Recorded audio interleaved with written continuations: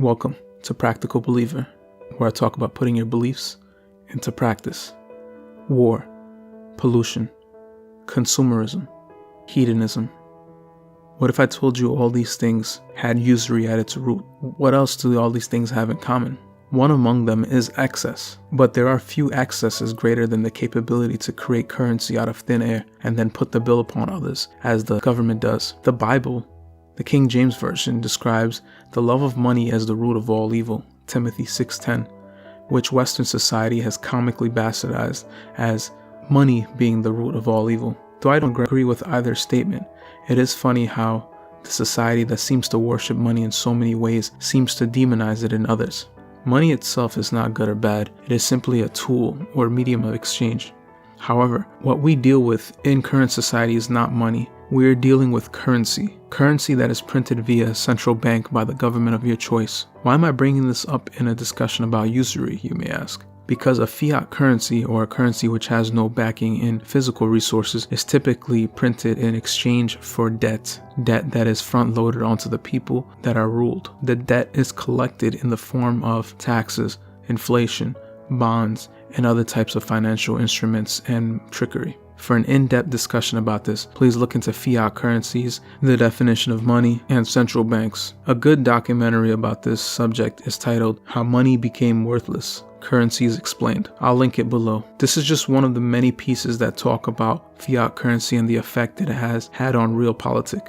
But there's a plethora of resources that can educate you if you're interested in a deeper dive into the subject. All that I would like to say about that topic is that usury has pervaded so deep within the system that even our medium of exchange is polluted with it. So outside of very few instances, we cannot realistically escape it. What is usury, you may ask? Usury is the act of charging interest on a loan that would enrich the lender. I'm sure if you look up the current 21st century definition of usury, you will find that is defined as setting an interest rate that is considered unreasonably high or that is higher than the rate permitted by law or norm. Know that this is a fairly modern definition that has no origin in the Bible or Qur'an. The Protestant Reformation in the 16th century brought about a distinction between usury, where charging higher interest rates, and the more acceptable lending of money at low interest rates. However, as I do subscribe to the Qur'an for guidance, I just want to share a few verses for you to think about next time one is considering taking a debt that involves usury. Those who consume usury will not stand save as one whom the shaytan has touched, because they say, commerce is but the same as usury when God has made commerce lawful and prohibited usury. That's chapter 2, verse 275. Please pay attention to this line.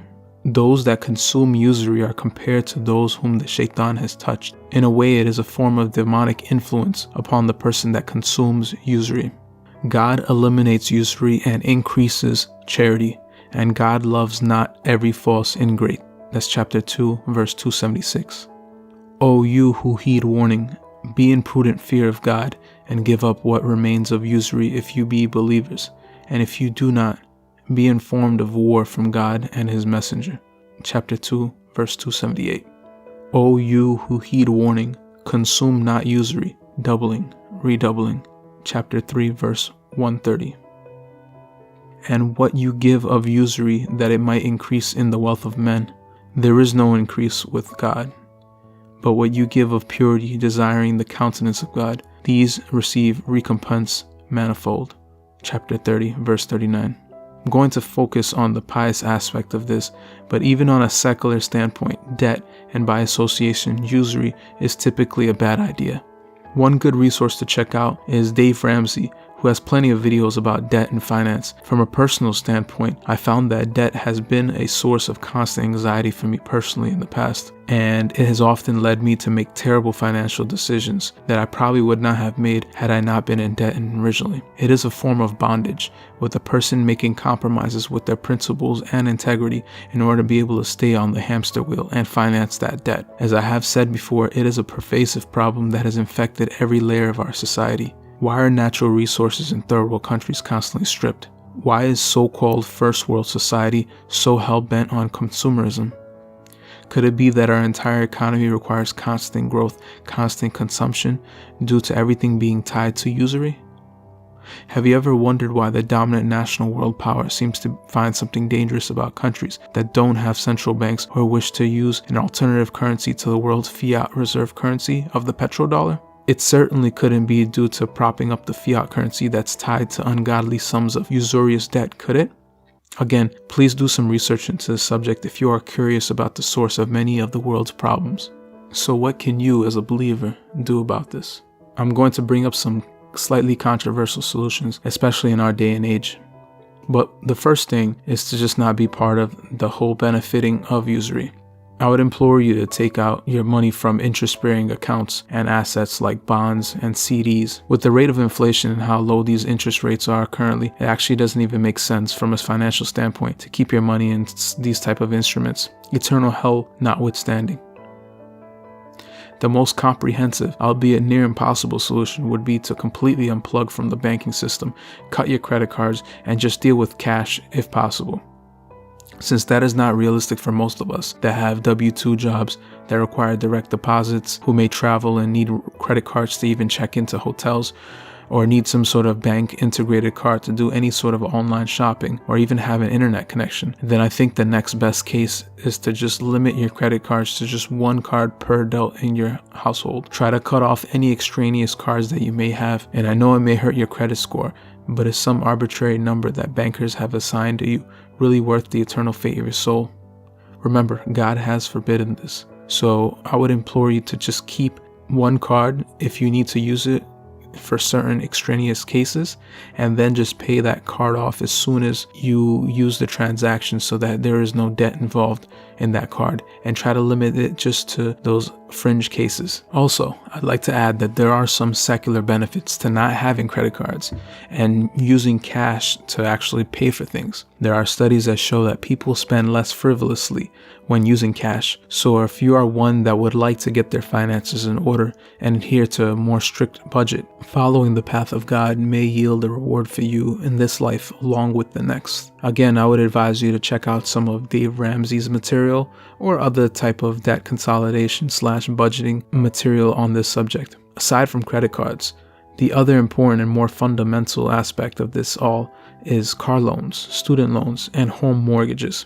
The easiest of the two to address first are car loans, which in my opinion can be avoided if one is able to save or secure an interest-free loan which is available from time to time. If one is reasonable and saves for a few years, in the West at least, you should be able to save up enough to buy a car, cash. For mortgages and student loans, these may be a bit more difficult to figure out.